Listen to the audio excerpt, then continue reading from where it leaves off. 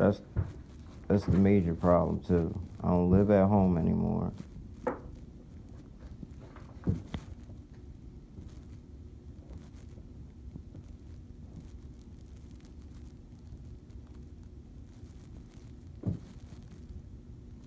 And I don't know if you knew I had Crohn's disease. Steve, I mean, I understand that, but that can't be the excuse for just doing whatever the hell you want to do. Like, I'm not doing what.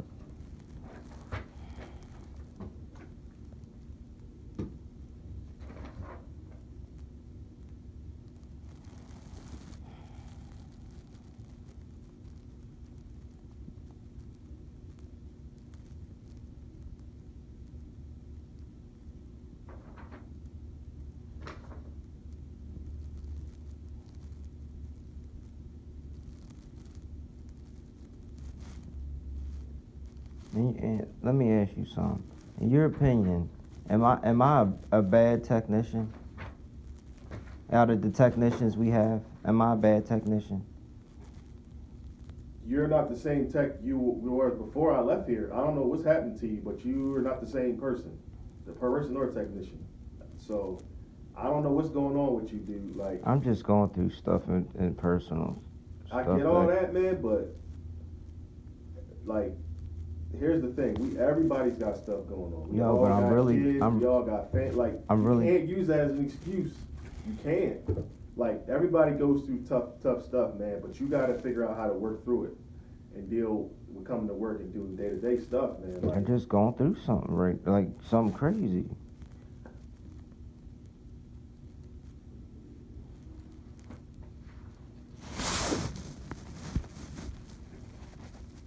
so here's your chance to tell me, like, so I can make some sense of this. I'm being flat out honest with you. You're at a point right now where you could possibly lose your job. This stuff that's going on is like, it's crazy. Another thing is, I can't even look at you and see where you are, where your truck is to verify none of this stuff because you're never on cell control. That's why I text you, hey, sync the cell control. Never on there. There's no Moby on your truck. So How do I know what the hell you're doing? How do I know if there's no movie on the truck? I don't know that. Right, but I've texted you numerous times about cell control. Hey, it's on. The Bluetooth's on. Or you tell me I turn it off. Like, I don't even know I don't know what the hell you're doing. So I can't even back up a customer if they say, were you there or not? I communicate with mostly all my customers. The ones that don't communicate, they don't call my cell phone. I leave my cell phone on there all the time. Like most of my customers, they love me. I gotta go to jobs that they don't even like the technician. Like they don't even want Tim there. Like I'm trying to help out on the route when he's not there. Like.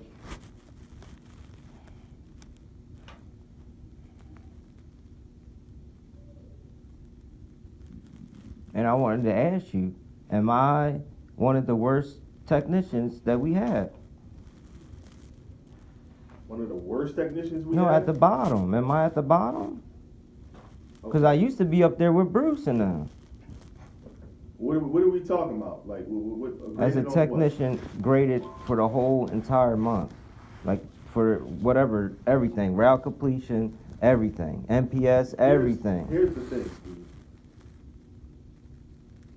Do I think you have the ability to do that, but whatever is going on with you is, even like your appearance, you don't even look like a professional. Like your uniform is wrinkled, your jacket's wrinkled, like that's part of the job too, is looking like a professional. Yeah, but how I'm gonna... What do you mean? Sometimes you come in, you got stains all over your shirt, your uniform is wrinkled up, your shirt's not tucked in. Little stuff that you may think is not important, but customers look at that stuff. I never said that. I don't live at that apartment no more. We moved out. So I'm staying at two different houses right now. All right, so tell me, how does that affect your job? You doing your job? No, it's just, well, just I just got depression, bro.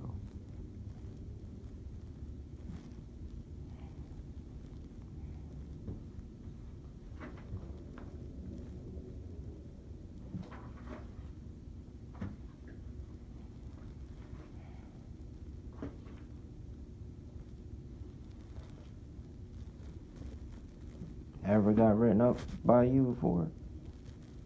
I don't wanna be having this conversation with you. I don't. But my job is. if I Ever, see something ever that got doesn't- written up? Ever got written up by you before? No. Not that I can think No. of. Okay. Not since you ever been here. Never got written up by you.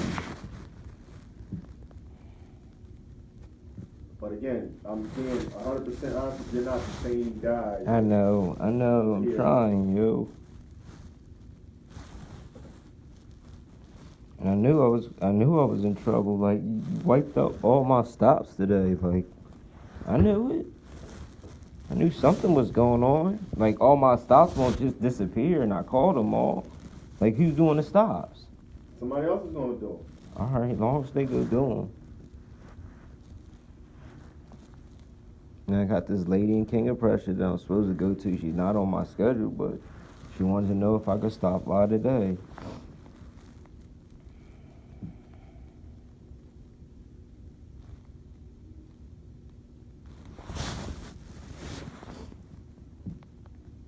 I ain't lying to you, Garland. Like, I don't know what. I'm just going through stuff, and I know I can't bring it to work. I know it's hard though. So how Like did to you the- like- disappear like to the- 3 hours in the middle of your work day? Like what is that? That wasn't every day. That was just yesterday. You expect me to believe that's the first time you did that? I don't say that's the first time. Like, it happens sometimes when I go home. I go to the bathroom. Like, I sit down and go to the bathroom and then come back and go back to what I'm doing. I don't try to do it all the time. How many times have I done it though, Garland? That's not Steve. That's not an excuse. I'm man. just asking you. You said I did it multiple Dude, if I times. go back and look through all your days, dude, like. And Garland, if you go back on me and look at my days, and you go back on all those technicians, somebody got to do something wrong. Everybody's not perfect. All of what technicians? Any technicians that we have on the route now. Who? I don't want to say no names. I'm not a snitch. Listen, So, if I get something that looks right or whatever, whoever it is, it doesn't matter. Because at the end of the day, I'm the one that has to answer for that. So, again, just like what made me concerned, really, is because you got a lady who's saying, I don't know if this guy came. I didn't get a service ticket and nobody she called. lives at an apartment complex. 501, ain't that's 501 Bethlehem Pike? I don't even know. That's not what I'm talking about. I'm talking about the detractor that you got. That's what I'm talking about. Is that 501 Bethlehem Pike?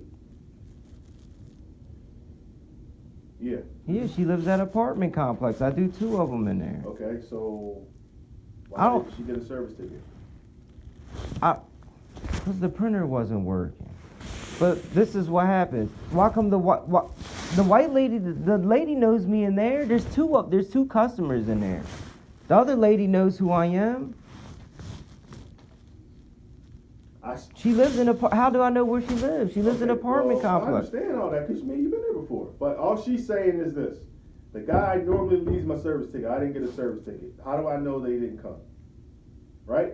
So we talk about pre and post calls until my goddamn ears hurt every meeting. Right? Pre-call, post call, pre-call, post call, pre-call, post call. Yeah, but So girl, why didn't you call her when you done the service? I didn't call her when I did the service. I called her before. She never calls me. She don't call me. She doesn't use the phone. The other lady knows me fine in there. She gets the outside doors and she has Bates in her closet, right next to the apartment complex. And another thing is too, there's no apartment. I have to call them to figure out what apartment complex is it. Because it just says 501 Bethlehem Pike. That's a whole apartment complex. It doesn't say G5 or B15. It doesn't say anything on there. I probably did her 3 times maybe.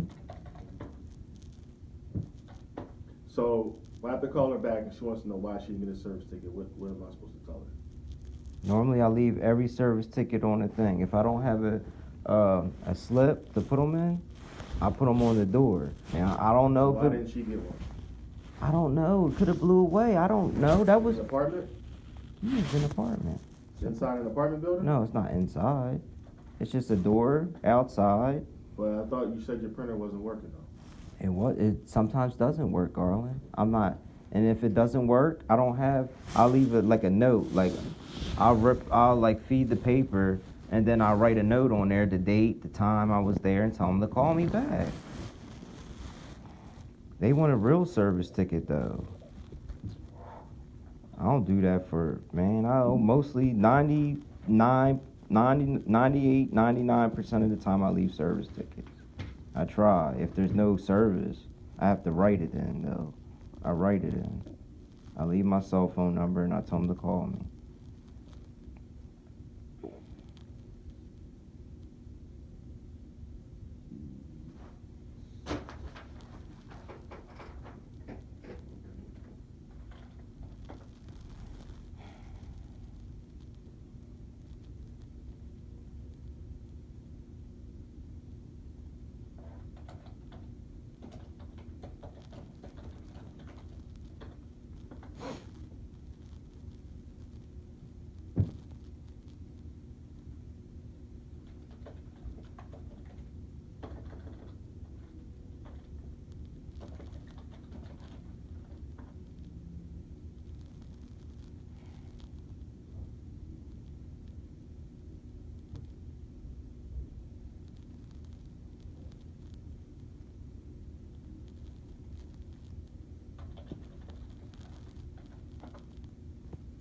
I wanted to ask you something.